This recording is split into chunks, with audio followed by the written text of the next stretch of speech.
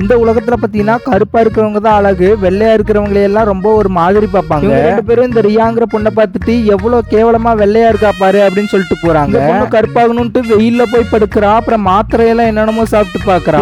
அவ கருப்பாகல. அவளோட ஃப்ரெண்ட் வந்துட்டு பரவாயில்ல விட நீயும் கருப்பாயிரு ஒரு நாள் அப்படின்னு சொல்றா. அங்க ஒரு நோட்டீஸ்ல பாத்தீங்கன்னா அவங்க ஊர்ல இருக்க ஒரு மிகப்பெரிய மூவி ஸ்டாருக்கு பாத்தீங்கன்னா பொண்ணு பாக்குறதா போட்டிருக்கு. அவளோட ஃப்ரெண்டு நம்மளும் போலான்னு சொல்ல வெள்ளையா இருக்கிறதுனால என்னால உள்ள கூட சேர்க்க மாட்டாங்கன்னு சொல்றா இந்த பொண்ணு. அதுக்கு என்கிட்ட ஒரு ஐடியா இருக்குன்னு சொல்லிட்டு மூஞ்சில பிளாக் கலர் மைய பூசிட்டு போறாங்க.